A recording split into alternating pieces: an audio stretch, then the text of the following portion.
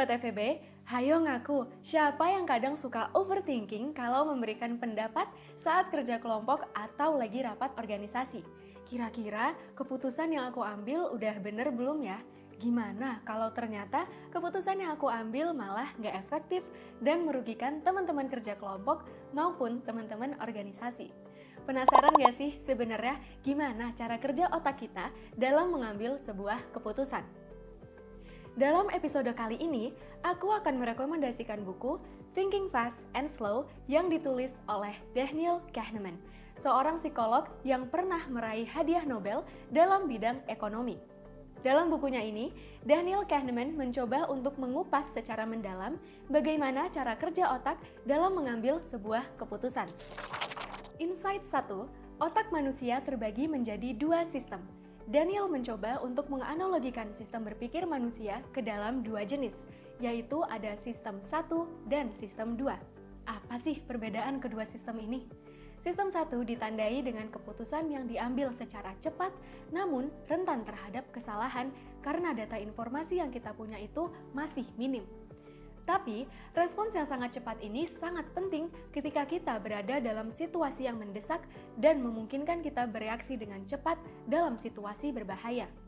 Sedangkan, sistem 2 merujuk pada pemikiran dengan pertimbangan dan kehati-hatian disengaja, cenderung lebih lambat dibanding sistem 1. Dan respons yang dihasilkan berlandaskan penalaran yang rasional. Insight 2, manusia cenderung malas untuk mengaktifkan sistem 2. Misal nih, kita dihadapkan pada satu set raket tenis dan bola tenis seharga Rp110.000. Harga raket tenisnya Rp100.000 lebih mahal daripada harga bola tenis. Pertanyaannya, berapa harga bola tenis? 3, 2, 1. Aku yakin Sobat FEB kebanyakan akan menjawab harga bola tenisnya adalah Rp10.000. Salah ya Sobat FEB. Jawaban yang benar adalah Rp5.000.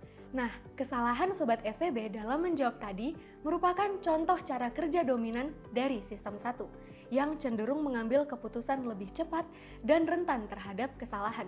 Sedangkan sistem 2-nya tidak diandalkan dalam berpikir.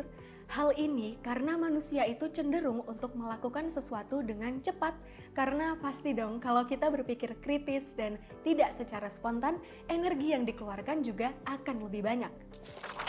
Insight 3, konsep hindsight bias. Ketika kita sedang mempersiapkan ujian, seringkali kita overconfident bahwa kita bisa memprediksi soal seperti apa yang akan keluar berdasarkan pengalaman kuis dan soal latihan di kelas. Alhasil, kita jadinya cuma belajar dari soal kuis dan latihan tanpa coba mempelajari konsep-konsep materi secara mendalam. Gimana kalau ternyata soal ujiannya bukan dari kuis dan latihan, terus kita belum memahami materi yang diujikan? Panik nggak? Panik dong ya.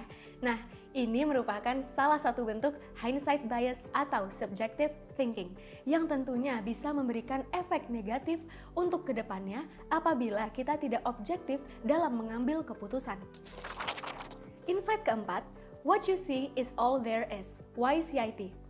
Tapi ini bukan YSS or why you should start ya, yang sering kita dengar di konten sebelah.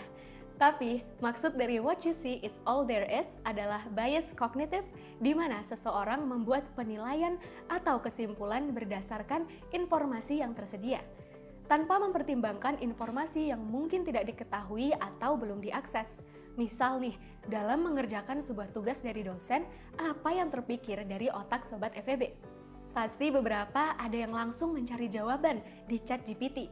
Well, it's okay selama ChatGPT hanya digunakan sebagai salah satu media untuk bertukar pikiran.